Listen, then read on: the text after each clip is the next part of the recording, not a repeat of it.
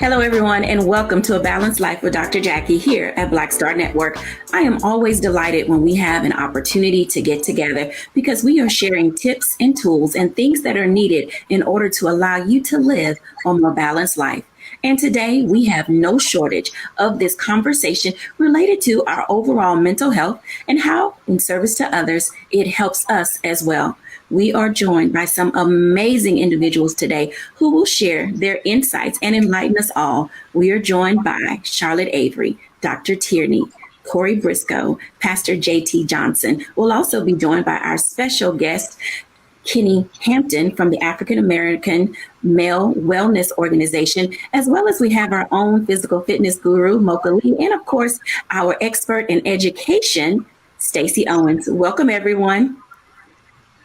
Hello. Hi. Oh my God, you guys look so amazing. I tell you, this is going to be such a robust conversation because as we think about how service to others helps us, I would, if you would like to kind of go around and share, how are you serving other people during this season? I know many are going to be watching and saying, well, I didn't help anybody because we were in a pandemic. And now that I'm coming out, I'm still kind of on the fence about what that looks like.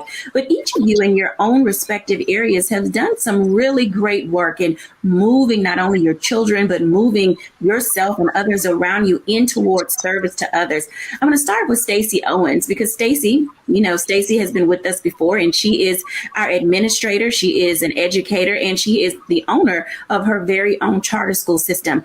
And with that, we have learned that Stacey is definitely providing opportunity for those around her and in her community. So Stacey, tell us, what are you doing in that space of service to others?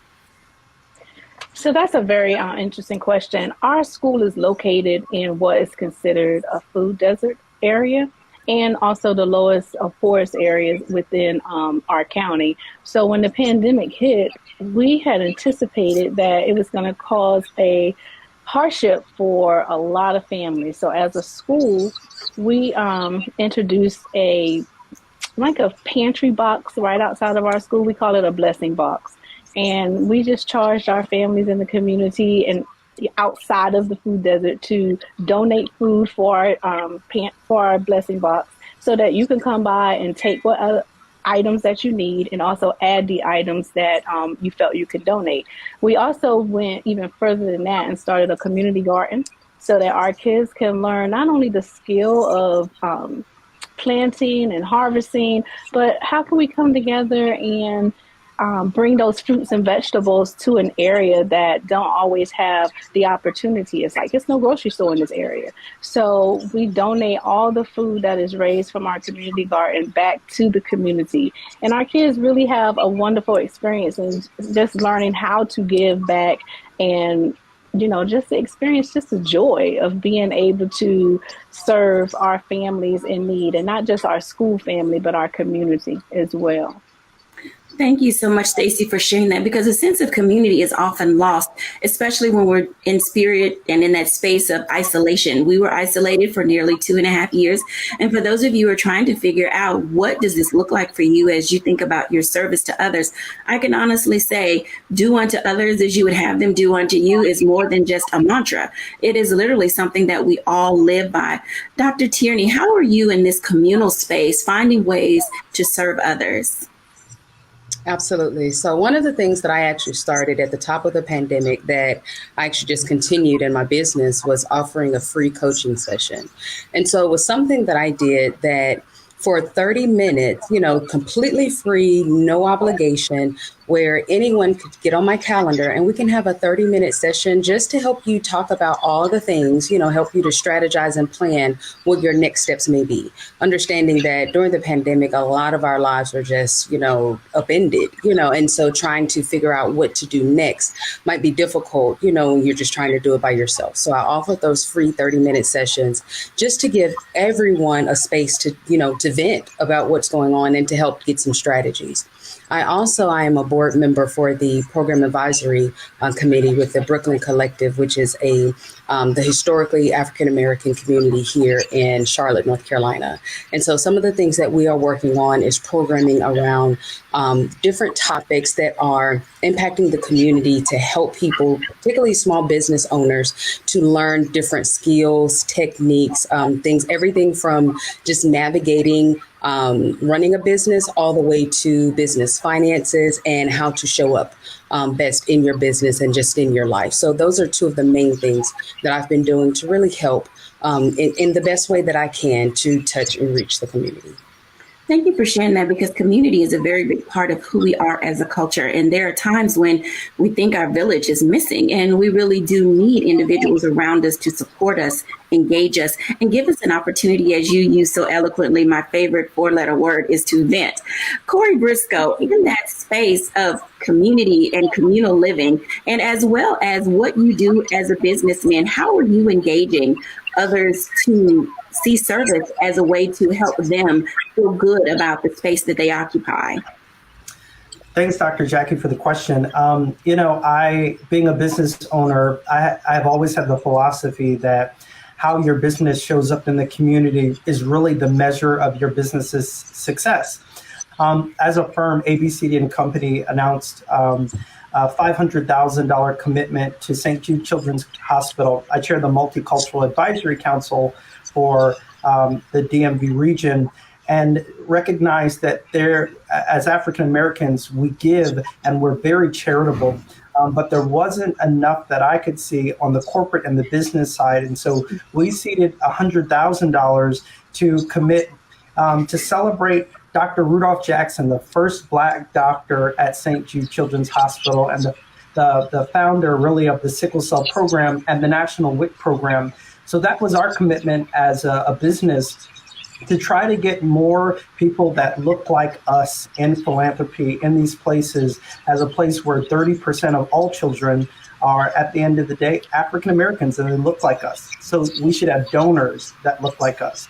On a personal note, though, I find mentorship to be so critical. And I think because I've had great mentors and folks that have guided me on my way. So junior achievement has been one of the places that I find value in helping students to discover their own path, whether it is to entrepreneurship or their paths in life. And so I have tried to double down my time and allocate a certain amount of my calendar to make sure that I'm not just doing the work of growing a business, but doing what I really want, which is impacting community.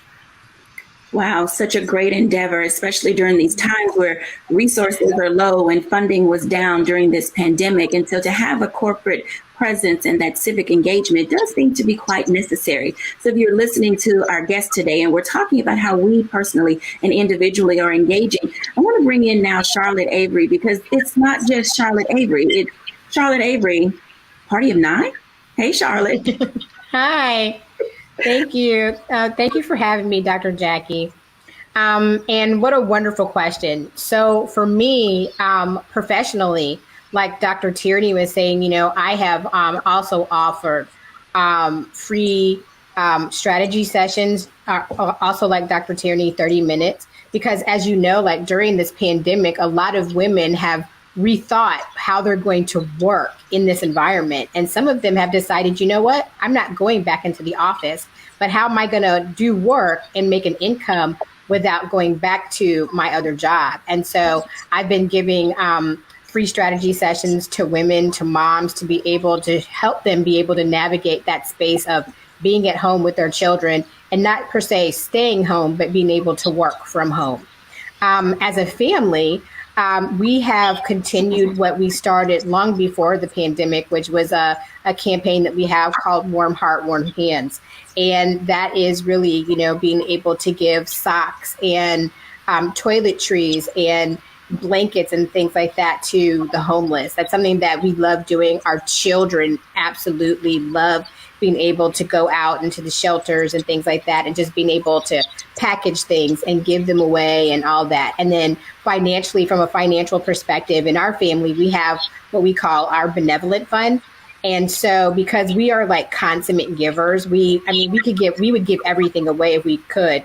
But we have a Benevolent Fund where we have a certain amount of money where we as a family put together, and then we decide, okay, who are we going to give to this particular month? Who has a need that might need to be met? And so that's another thing that, we do as a family, and we do business wise also. And then just, being able to teach our children, principles of giving so that they can be, really good stewards, teaching them lessons about giving. One of the lessons that I recently taught my children about being a giver was, being able to give. And, I'm an acronym queen, but, being able to give with a grateful heart, to be able to give with intention and purpose, being able to give voluntarily with empathy, and knowing that, when you give, it is reciprocal. The law of reciprocity is always in play. Thank you so much for sharing. And we love your acronym, Charlotte. They play a very big part in helping us all figure out our pathway to doing well. When we come back after the break, I want to have a conversation with Pastor JT, also Kenny Hampton of the African American Male Wellness Organization, and then also Mocha Lee, because in addition to being communal, there's some other things that are going on in our spaces when we're back after the break.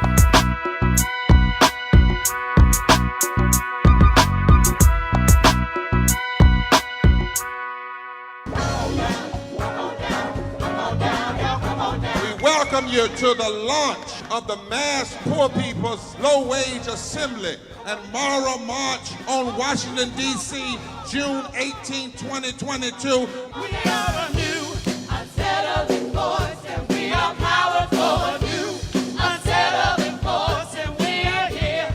We're rising up to demonstrate the compelling power that we, poor and low-income people, have to reconstruct society from the bottom up. And we need to do it with the loudest voices possible, the biggest actions possible. Because we know that there is no scarcity in this land. The only scarcity is the moral will to do what's right. Hold on, just a little while longer. We are those with sub-minimum wage jobs who can't afford sky-high rent. People with disabilities are the fastest growing minority group. It's crazy to me that in 2021, it's still legal for workplaces to pay a sub-minimum wage to people with disabilities. There are still so much trial and tribulations that we go through as Indigenous people. We can't get a decent wage to sustain ourselves, nor can we get adequate housing. Veterans across this nation say enough is enough. We can't pat essential workers on the back on one day and then cut their health care the next day. Health is a political choice. What more do I need to do to prove that my voice is just as valuable as anyone else's? There are still forces in denial that would try to slow walk our transition to a clean economy and a just future for us all. We have an immoral system run by immoral people. But together we walk and we fight. It's time for a change. Reconstruyamos esta gran nación. See, we are people of resilience as we fight these interlocking injustices together. When we work together, mobilize together, and rise together, we become a voice for the voiceless, and we become an agent of change in a time where great change is needed. We need the Third Reconstruction to ensure that deaf people, people with disabilities, and all people can have the right to live and to thrive. We know what they are doing, but the question is, what are we going to do? Reconstruction begins when we change our mentality and say it's time for you to get your foot off of my neck.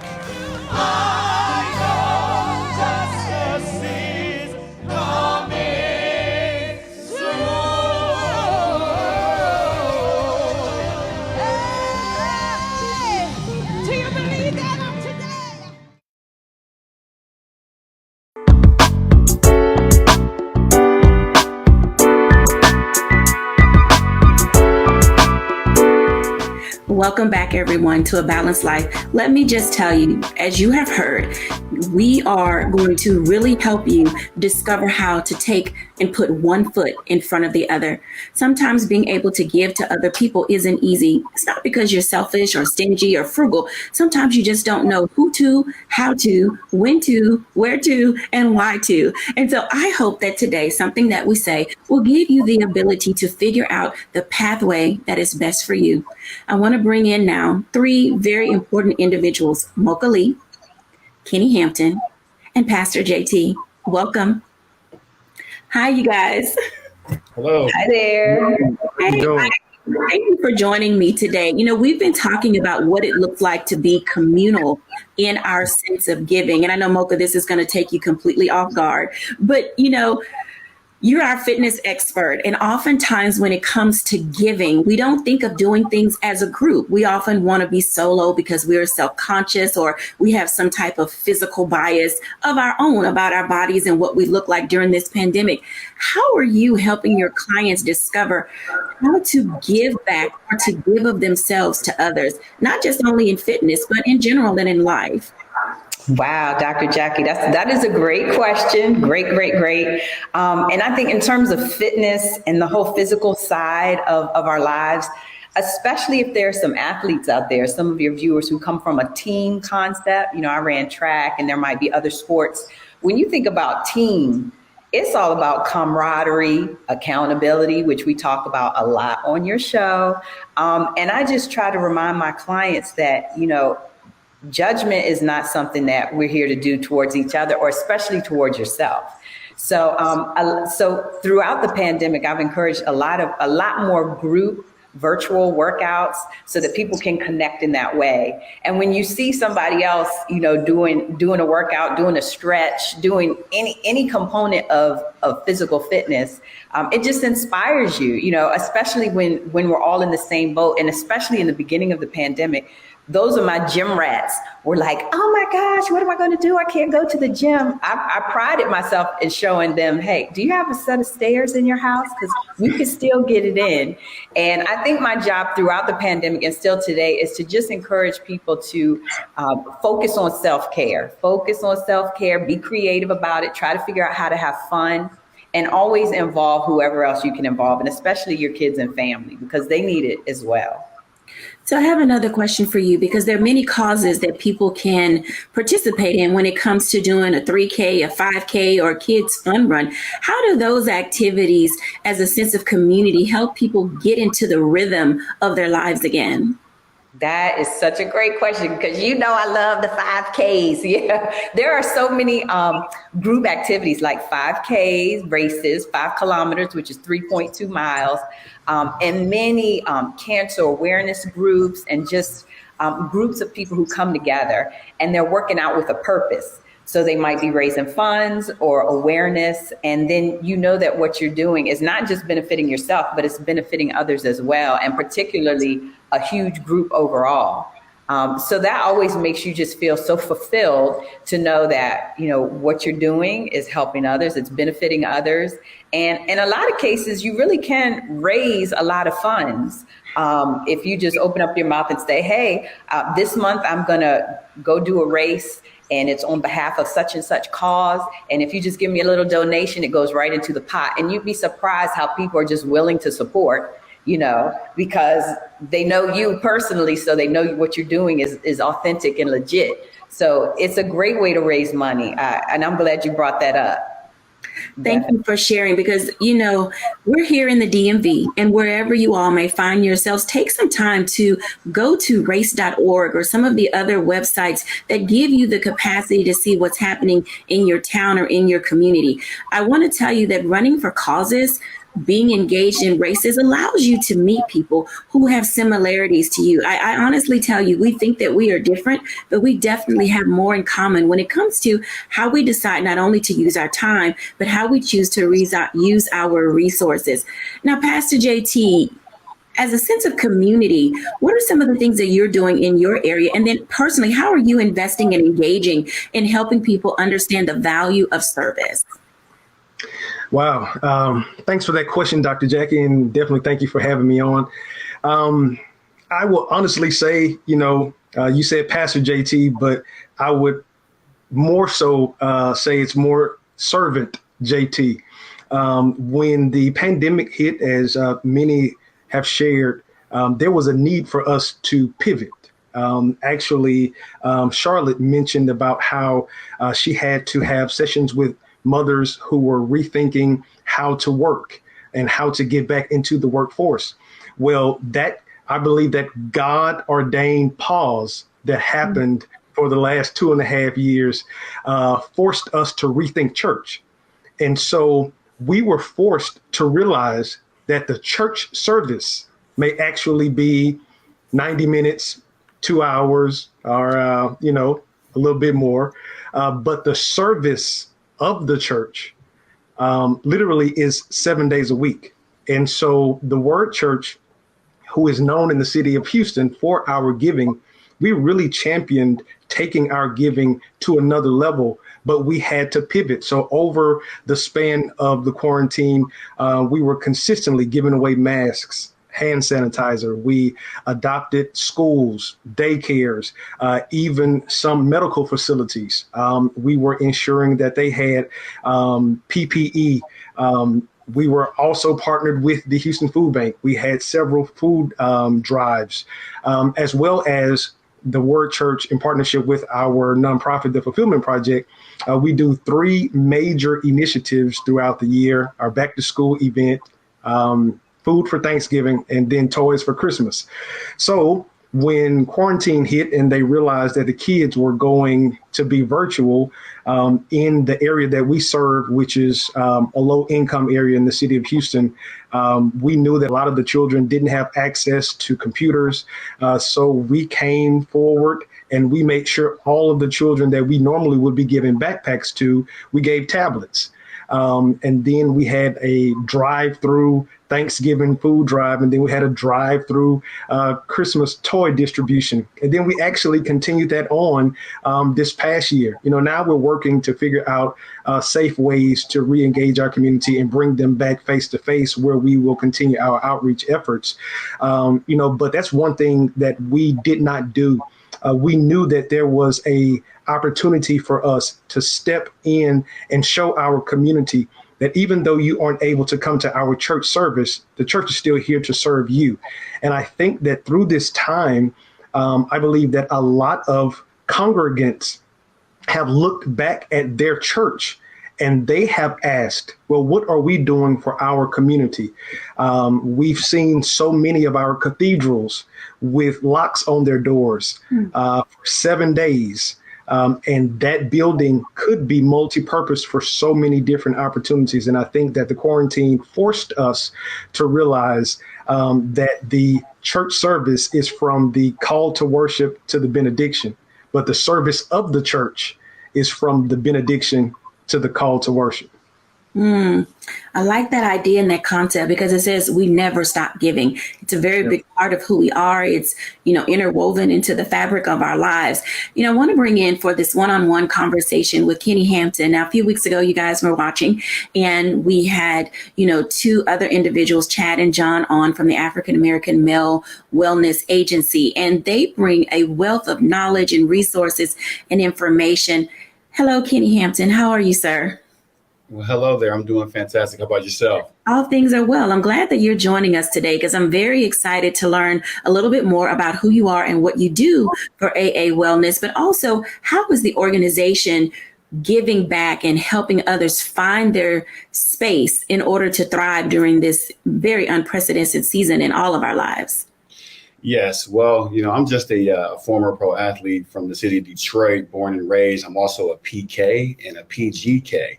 Right. So I have a very good foundation of discipline and giving. But I call myself a serial servant leader, author, motivational speaker, mentor. That's what I do. But who I am in my core is I'm a husband, I'm a father, and I'm a servant leader.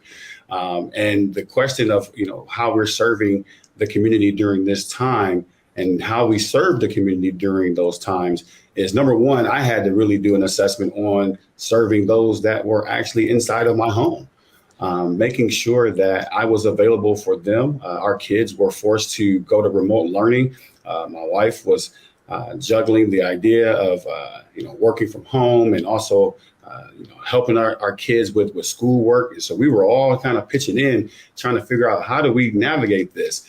But we made sure that we made family time a priority. We talked often through the uncertainties of if we're going back into the classroom, if we're not, if we're wearing masks, if we're not. And so I made it a point to our family to make sure that we walk this walk together. And that's what we ended up doing with the agency as well, is that we're big on mental wellness with our men. And so we created safe spaces. We call them Real Men, Real Talk, where we have an opportunity to go maybe to a church or to a restaurant or to a barbershop. And we have a safe space created for our men to just have conversation about some things that may be bothering them. Men, we like to walk around with things bottled up. And we wanted to be very intentional about giving men an opportunity to just decompress, have a little bit to eat, throw some things against the wall and just say, hey, you know what? I'm dealing with this. What can you guys share with me tonight that can help me get better in this area? And what we've learned is that a lot of men, through those exercises, through those conversations, they were able to really walk away and feel like, hey, you know what, brother, I can go ahead and make it. Because what we've learned is peer support is very critical. And it's important to many of our success in things that we're trying to do, whether it's trying to get more fit, whether it's trying to do better with finance. It's like if we kind of got that camaraderie, we got that brother or that sister walking that walk with us, it makes a big impact on our outcome. Thank you for sharing that information. And when we come back after the break, I want to kind of dive into what all of this means to us as we are figuring out how do we use service to others to truly understand how it does make us better when we're back after the break.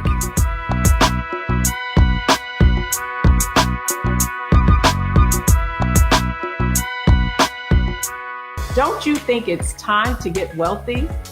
I'm Deborah Owens, America's Wealth Coach, and my new show on the Black Star Network focuses on the things your financial advisor or bank isn't telling you.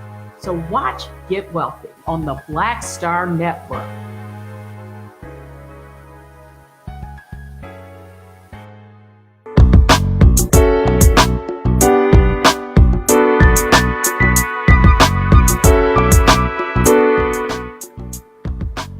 Welcome back, everyone. As you can tell, we are learning so much today, whether you are corporately engaged, personally engaged, physically engaged, spiritually engaged, or communally engaged. These are times for us to really figure out how we can give back in a way that is meaningful. You've heard a lot about causes and those which we can become a part of. And we're, in this space as we're talking about mental health and well-being. And sometimes our own mental sanity gets questioned.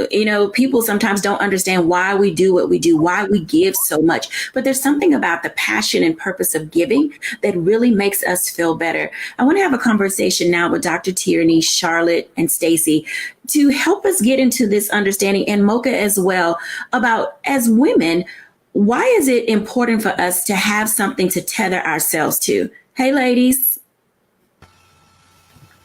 Well, let me go first. For me, it's important for me to have something to tether myself to because, I have so many things going on just within my household alone, in being a wife and a mom of 7 amazing, active, incredible children, I still need to have something that is specifically mine, that it's my purpose, that it's my cause, that, it may come out of something that I've done with them, but that it is mine. And it fulfills me and it gives me gratitude and it makes me feel like, I'm really doing this thing for other people, but then it doesn't just become about them, because when I'm able to serve people from my heart space and do what I feel like God has called me to do, then it also helps me to be a better wife and a better mom for my household. Thank you so much for sharing that. Dr. Tierney. You both said the word purpose, and that's actually a top question that I get from my clients. Dr. Tierney, help me find my purpose. And oftentimes when I get that question, I'm being asked basically to help me find my career. What am I going to do next? I need to make money. And the first thing that I tell my clients is that your purpose is not just about profits. If you're thinking about your purpose just through the lens of profits, then that's too small. Your purpose is always connected to people. How are you using your God-given gifts and talents to serve his people? My Aunt Gina told me something when I first was starting, my business. She said, if you take care of God's people, then God will always take care of you. And so when we're talking about something to tether to, it comes back to that whom much is given, much is required, And so in thinking about my purpose or any of our purpose, our number one purpose is to serve others. We are told to carry each other's burdens, and when we do that, I tell my clients all the time, I get as much out of our sessions than they get, from me, just being in that space, helping others. And it's not just even in my client sessions, it's when I help an old or elderly person put their groceries, in their car. When I see a kid that, falls down from riding his bike and his parents might not be around, and I help that kid, back up in that moment. Or when I just come alongside someone that I can see that something is going on and we just talk about it, there is this feeling that I can't even really put into words, that whatever is going on in my life, whatever trials or tribulations I'm struggling with, it's like it minimizes, not that it goes away, but I feel that I can run on and I can keep running the race that God has called me to, because I'm helping to encourage the brother and sister that's running right alongside me. So that's the thing, really, when we're thinking about purpose, always connect it to people, because that's how God connects our purpose too. I love that. Thank you for sharing that information. Stacy. I was going to say that in connection to the purpose, that God gave me the vision to start this charter school, and it allowed me to connect with families and children who sometimes can lose sense of hope and lose sense of their purpose. And when you create such a space and you be obedient to doing what God has asked you to do, you realize that everything in this world is connected to something larger than you. So that made me get to that space of, I wanted to have that connection of that sense of belonging. So how can I change the trajectory of the people that I was called to work with, so that they can see that it's not only just having hope for them, but how can you give hope to others? And just the joy that comes from being able to model and mentor for others, that's just our task in life, is to find a way to love each other, to help each other, and to give back. So I think just staying connected to the idea that this is bigger than me. And if it's bigger than me, then what can I do to connect to the community that I'm in? Thank you for sharing that. Mocha Lee. Yeah. Oh, wow. All of the ladies have hit it on the head. I'm telling you, I'm 100% agreeing with everything. And the only thing I can really add is that my daughters are right now 14 and 10. And I'm noticing that I just don't want them to have a feeling of entitlement and being spoiled. I don't know. It might just be mine. But some of these kids out here really have no idea how good they have it. And so it is important for me as a mom to keep pouring into them and showing them that, guess what? God gave you talents and gifts. And the reason he gave them to you is so that you can share them with others. And, you always just want to pray that the younger generation will get it and get it early, so that they get that same feeling that Dr. Tierney was talking about, when you just feel so fulfilled because you know that you're serving, and serving is what we're here to do. So, yes, I agree with all these ladies. And I just think it's a blessing. I hope we all realize, it really is truly a blessing to finally realize that you are walking in your purpose. And like Miss Stacy said, Sister Stacy, just being obedient to it. That's sometimes, I think, the toughest part. But just trying to hang in there and be disciplined and stay true to your call. Thank you for sharing that. When we come back after the break, I want to talk to the gentleman again, because I heard a word. Actually, it was a phrase, something entitled male servant leadership, when we come back after the break.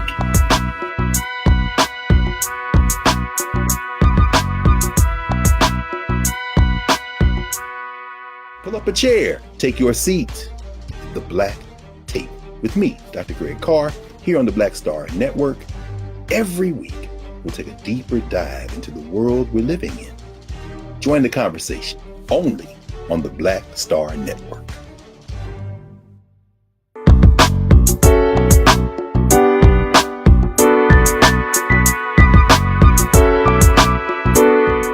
Welcome back, everyone. As you can see, tethering your life to things that matter can really have a profound impact on you, and being able to not only move your life forward, being able to move the lives of other people forward.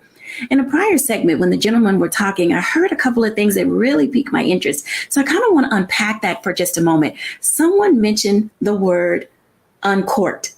And let me tell you, sometimes you have to figure out how to pop the top on the things that are bothering you in life so that they don't fester. And a part of being able to do that is what's considered male servant leadership. Let me tell you, being able to figure out how to live with those things in your life is a much better place than becoming unhinged. Gentlemen, welcome back. You guys got me stimulated in my brain when you were starting to talk about all of the ways and avenues that men figure out how to communicate, as well as how they relieve themselves from the pressures of life. And I think that is important as we talk about veterans, and, this is gonna, be that time where, just one day past Memorial Day. And this gives us an opportunity to really understand how men think and how they function. So I'm gonna start with Corey Briscoe. Corey, can you share with us, what does downtime and removing self from things that bother Corey look like? Hoping that our men will really be able to see that it's okay to release yourself from things in life that are troublesome. What a great question. I think for me, it's easy to, I say this all the time, my role as husband and as just a male, right? Provider, protector, priest, etc. There's so many things that we have on our plates that we get caught up in those things. And it's almost as if we take on those things or those titles and we forget who we are, right? And so I have tried to be very intentional. I sit on so many national boards. I try to be active in the community. I'm trying to build a business. But in the midst of that, I don't want to lose Corey. And so for me, I build in time into my calendar, and it is just as important that I build in, critical business development meetings, but time for Corey to step away from the driving the ship, doing whatever it is that I am supposed to do, and focus on my well-being. The reality is this: if I can't focus on me, I'm actually not good to any of those things that I want to do, any of those things that I've subscribed to do.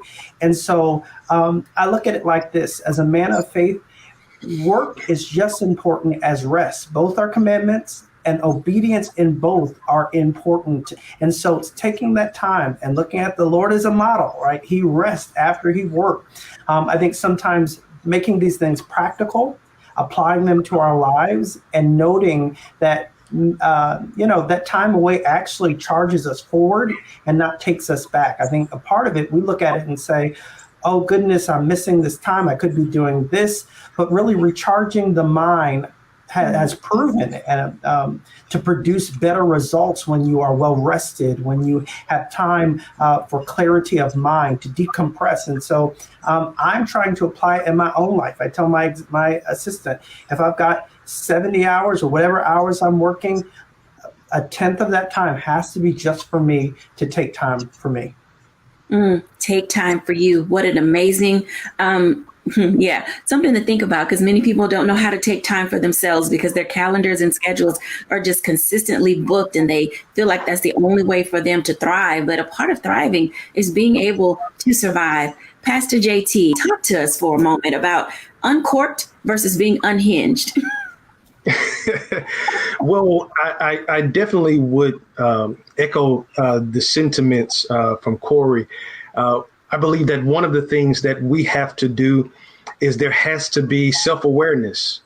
You have to know when you are getting to that place where the check engine light is on, or you're getting to that place where the low fuel light is on. I actually preached a message, or I guess I would say taught a message, and the title of it was, Lord, Help Me, I'm Depressed. And so many times we don't have these conversations in our sanctuary. And so many of our parishioners are leaving every Sunday. They've touched their neighbor, they've run around the building, but they're going back home to suffer. And it was actually a case study in the Old Testament of Elijah, where on the heels of him defeating the prophets of Baal, the very next chapter, he was sitting under a bush. And he told God, I'm done with it. I'd rather just die. You would never think that an Old Testament prophet, as great as he was having suicidal thoughts. But the very next scripture said that he went to sleep. And then the angel came and brought him food and gave him something to drink and let him sleep some more. So my very first point was God didn't come with a TD Jakes video. He didn't come and try to stir him with an old John P. Key song. He let the man get some rest. And so many times we are so exhausted that quitting becomes the option when really we just need some rest. But I think that all comes with self-awareness. I often talk about the 3 levels of pour. You as a person should always have someone that you can pour into, sort of like a mentee, someone that you can pour with, like a contemporary, and then someone that can pour into you, like a mentor. But the dangerous thing is that how can you pour if you're trying to pour from an empty cup? If your cup is empty, you throw off the hierarchy. So as men, as Corey said, we have to take a page out of the game book from Big G. He had 6 amazing days where he created the world that we live in. But if God was smart enough to get some rest, definitely the things that he created should schedule some rest in our calendars as well. I thank you for sharing that information, because each and every day, all of us are trying to figure out, how do we get in a nap? It comes down to scheduling. You know, you're no good or service to others when you don't take time for yourself to be able to move in the environments where you're supposed to move, or move in the environments where you have to move, or move in the environments where you get to move. And each of those things that I just stated, each are different. There's some things in life that we're required to do. There's some things in life that we get to do because we've been graced for it. And there's some things in life we just have to do because otherwise it just won't get done. Kenny Hampton, you are doing such an amazing work in the communities where the African American Wellness Agency serves. How are you guiding not only yourself, but helping men in general prepare their lives for what's next beyond where you met them in their state of disrepair? Yes. Well, what we're doing is, I know myself personally, I'm just really trying to lead by example. I really do feel as though this position of service that I'm in, both internally with the team that I'm leading, and then also with the communities that we're impacting, we're just looking for authentic leadership, transparency. So I'm very open about some of the things that are challenges for myself. Just making sure that I do all that I can to have that open book, so that our men are able to say, hey, well, if you're going to be transparent, if you're going to share it, then I'm going to share it. And what we've learned is that our men are starting to partner up, and they're starting to have group chats, and they're starting to do things on a more frequent and consistent basis with each other to challenge one another. It was at one of our wellness walks last year that myself and 2 of my best friends attended here in Columbus, Ohio, at our walk. And all 3 of us learned that we had elevated blood pressure levels. And so we did something about it. We changed the conversations that we were having about sports or finances or just, shooting the breeze in our group chats to now challenging one another to ask each other, hey, are you resting more? Are you getting more exercise? Hey, I learned that if we eat beets, that beets can actually lower our blood pressure. So just making sure that we really highlight the idea of having the peer-to-peer support. That's so important. Really wanting us to understand the power in that. And that's why we're doing everything we can at the African American Male Wellness Agency to provide that sense of community for our men to know that, brother, you do not have to walk this walk alone. We are here to lock arms with you. And we're trying to impact as many as we can through that sense of community. So I have a follow-up question for you, because you just stated you have to consistently remind them that they don't have to walk this walk alone. Mm-hmm. When did it become embedded in men that they honestly believe they have to walk their journey alone? Well, men, we're prideful. We have a lot of ego. We feel as though that, if it's up to, if it is to be, it's up to me. And I'll transparently share that I used to walk with that mindset until I understood the power of mentorship and understood that I need to have someone pour into me, like was just very well stated. Because if you think that you can do this all alone, you're lying to yourself. And so just really understanding that, hey, the path wasn't designed for you to do this by yourself. It was designed for you to receive the assignment, to understand the assignment, but to go out here and find ways that you can do more with someone else. And I learned that myself. Partnership can really take things that we're trying to do to an entirely different level. And our men, we have to understand that collaboration over competition is so key. So we can stand on that, and we can build on that and work together and make more of an impact instead of working individually. Thank you for sharing. I want to bring everybody back in. Just before I do my reflections, I would love for our audience to hear from you one thing that you would like to share with our audience to help them just put one foot in front of the other. Pastor JT. Okay. Well, my one thing that I would like to share is it's okay to unplug. At the end of the day, I believe that we live in a culture right now where we are multitasking all day, every day. But if you fail to unplug, you will fail you. And if you fail you, you will be no good to anyone else. So I believe that is a great place to start. And it's okay. One of your most powerful words that you may ever say is no, because that no has just given you the power to say yes to yourself. Thank you for sharing. Mocha Lee.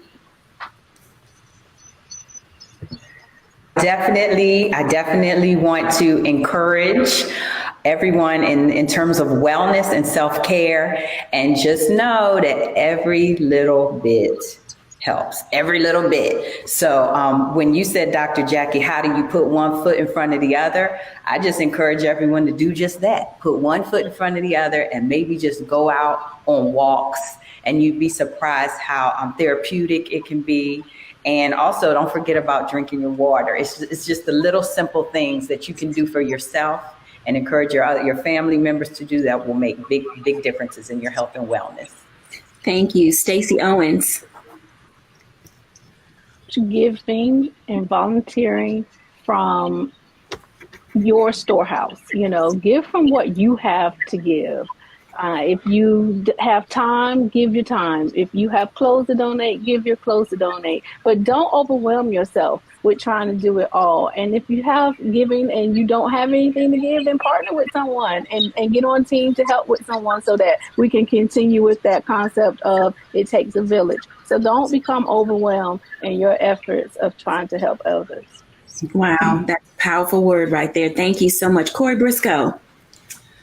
I love what everyone is saying. I think the reality is you've got to look at your cup and understand your portion and your measure. Stop comparing your cup to everybody else and find what it is that you need to do, what it is you need not to do, and then be intentional about dealing with the two conflicts and resolving into a better place for you.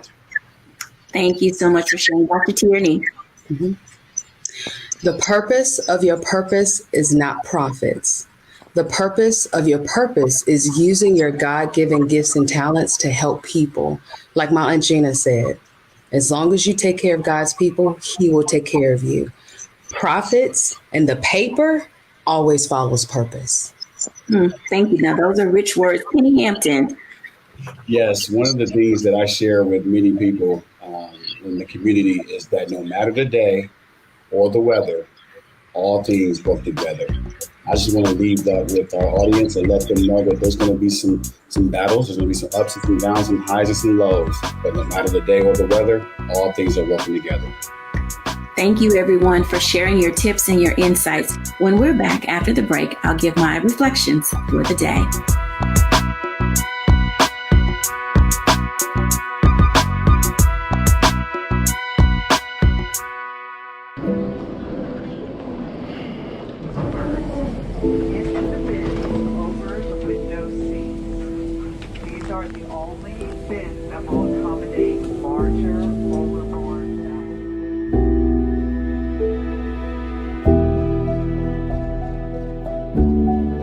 Put 10 in here? 10, and you don't come out till you die. And you eat him, you hoop 10. Oh my God. So what?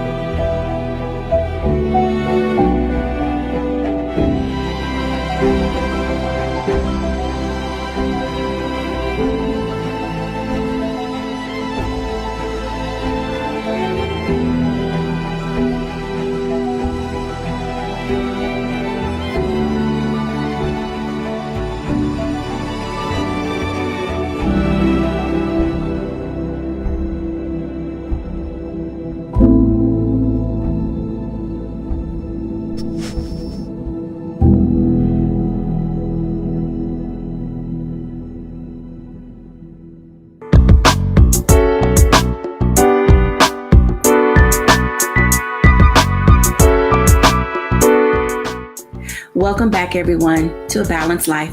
As you can tell, giving to others often allows us to find a space and place where we can not only give ourselves grace, but give grace to others.